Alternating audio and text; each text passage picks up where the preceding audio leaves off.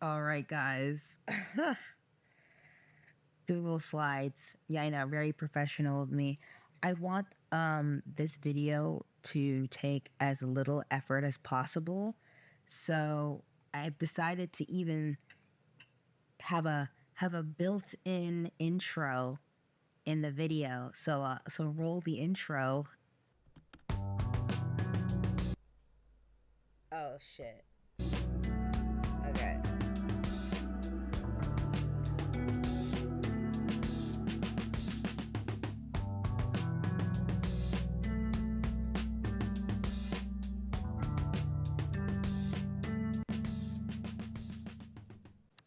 Wow, so professional. Anyways, guys, welcome to the channel. Oh my gosh, there's a there's a typo.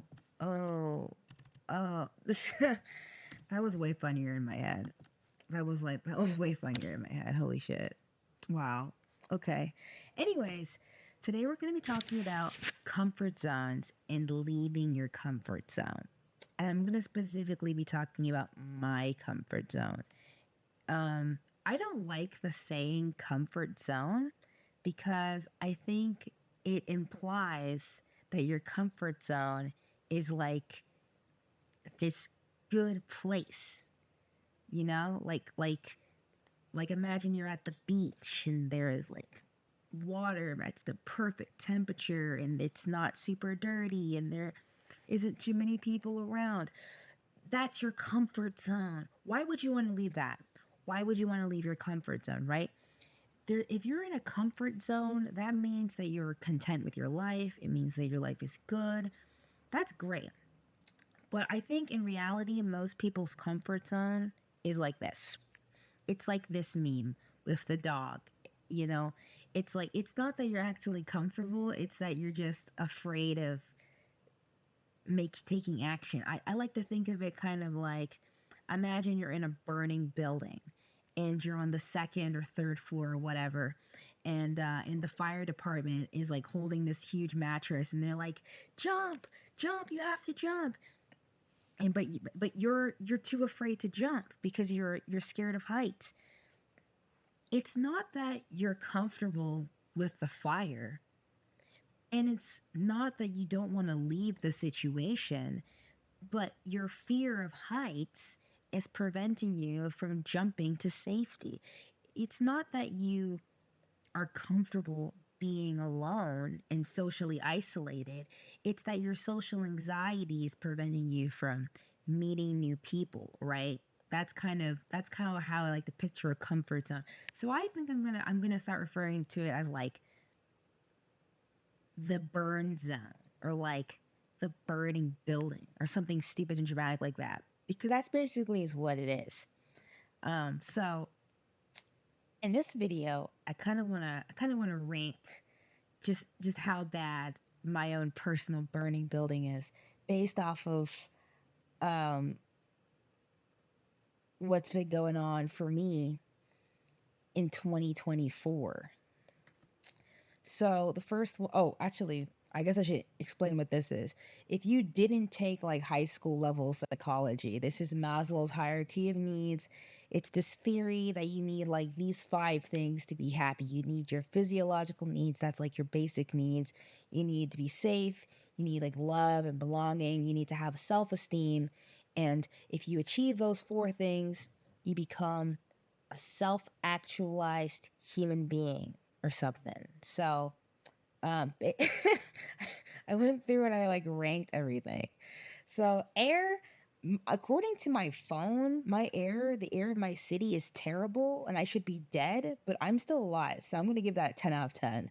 My water is good. It's just that like I don't drink as much water as I should. I should be drinking like 3 or 4 water bottles a day, but I'm only drinking like one and a half. Food is actually pretty good. Low key. I might think I'm eating better now than I have all year. Shelter, I need to clean. I need to clean. My shelter is fine. I literally just need to like get on top of doing my laundry. You know what I mean? Like doing the dishes, sleep. sleep is pretty freaking good. Not for the reason that I want it to be good. I want my sleep to be good because I have a healthy sleeping schedule, but right now my sleep schedule is actually just really good because I'm unemployed. So, uh clothing. I gave it a 5 out of 10 cuz I have lots of clothes. It's just that 90% of the clothes I own are things I would never want to wear. So I need to like get more clothes that I would actually be excited to wear. And I also need to discover my personal style and just in general change my attitude about clothing. All right, reproduction. I don't want kids right now, so I don't give a fuck about that. Safety needs. Okay, this is really low. The physiological needs were like a 7, which is pretty good. This one's at a 3. So, security, I gave it a 10 out of 10. I feel pretty safe. Employment, I gave it a negative 10 out of 10 because not only am I unemployed, I'm like living off of, never mind, I'm not gonna say it, but like, let's just say I'm in debt. Let's just say that if Caleb Hammer saw my finances, he would be very angry at me. Resources. I don't even know what this section means. I'm assuming resources is like government assistance and stuff. I gave it a 5 out of 10 because I'm going to graduate school soon, and then all of the cool stuff I get because I'm a student, I'm not going to have access to anymore. Health, 8 out of 10. I feel fine physically. Property. Literally the only thing of value that I own is my laptop, but who cares? All right. Love and belonging. Ooh, look at that average. 2 out of 10. That's pretty bad. So, friendship, I gave it a 7 out of 10. I like the friends I have very much. I really do. It would be nice to have more of that, though. Intimacy, negative 10 out of 10. Um, yeah, I've been single for like 2 years. So, there you go. Family, 7.5 out of 10. Um, I like my family. I just kind of feel I feel like I need to find something to do with my family that like we can all enjoy, you know? Connection. I give it a 4 out of 10. I have a large circle, but I feel like most of the people I meet it's like very shallow, you know? Esteem, 3.25. Respect, I gave it a 5.5 out of 10. I don't know if this is necessarily respect for yourself or respect for others, but if you had asked me this question about how other people respect me a few months ago, I would have rated it way higher. But I recently went through a series of events that have kind of knocked it down a bit. Self esteem, I gave it pretty low. I put it pretty low because I'm in a pretty shit place right now, okay? okay, status. I'm assuming status is like things you've achieved, like things at work, things at school. I think I'm doing pretty good. My grades are pretty good. That's also why I put recognition. I feel pretty recognized for what I've accomplished. Strength, I'm assuming they mean emotional strength. Bro, I'm a doormat. I need to work on setting boundaries, which is also plays into the self esteem thing. So negative 10 out of 10. Freedom, I gave it a 5 out of 10. 5 because I'm in America, but I also took away 5 points because I'm in America. I don't have a lot of rights right now for obvious reasons. Um, so I had to give it a 5 out of 10. I had to. Self actualization. My overall score is 3.94 whatever out of 10. Pretty low, but we'll get there. We're gonna get up. We're gonna climb up that self actualization ladder. So, what will drastically get me out of my burning building? So here are some very simple goals I've set for myself. Cleaning my room will definitely help with the shelter goal. Investing more in my appearance, taking better care of myself, getting out of that funk. And another thing I want to start doing, I want to start showing up on time more, not for other people, because like yeah, it's rude to show up late. But what I've learned is that most people are pretty accommodating to late people.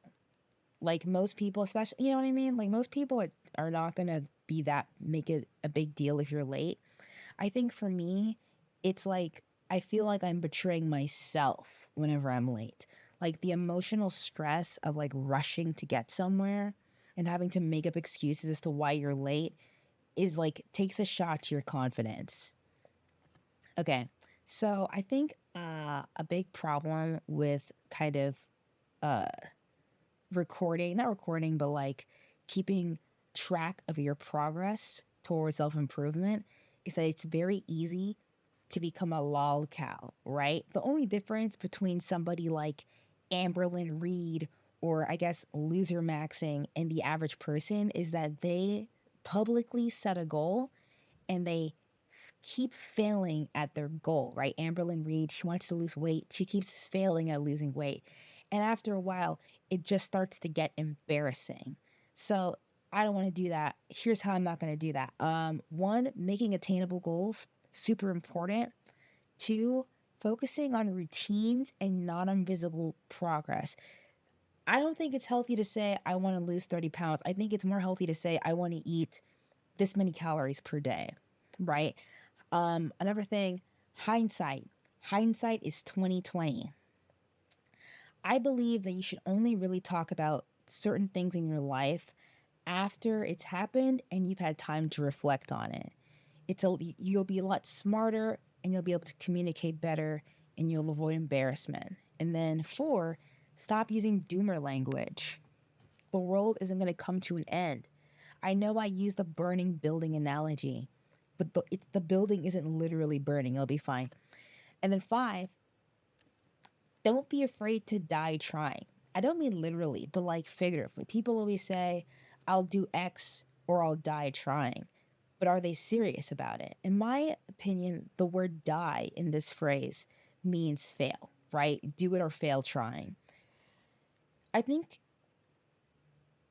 the problem with people who are in this situation, the problem with people who are stuck in a burning building is that like you're stuck in this burning building and you're literally about to burn to death, but you don't want to jump out of the building because you think that you'll like fall to your death and break all of your bones. So you'd rather just stay in the building and die a slow and painful death. If you want to have a chance of survival, you have to take the risk of jumping out of that window. And if you want to get out of a shitty situation in life, you kind of have to take a risk of like not being successful. If you want to start a business, you have to accept the risk that you might lose a lot of money.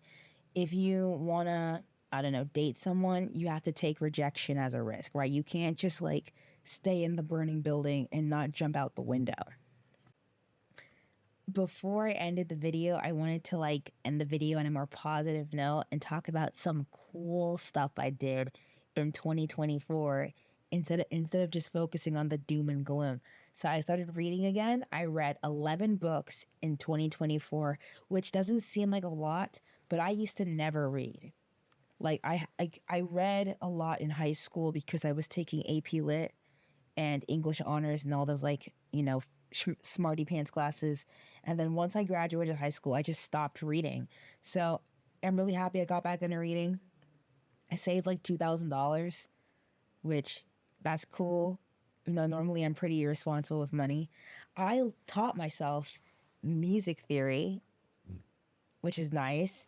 I got pretty diverse working experience, just working different odd jobs during the summer. So I got to learn about a ton of different industries. And I got better at driving because I was driving a lot more to go to work and to go to school and to run errands. So now I feel like way more confident. I even drove on the highway for the very first time and it wasn't even that scary.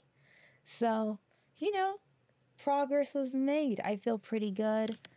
Yeah, anyways, roll outro.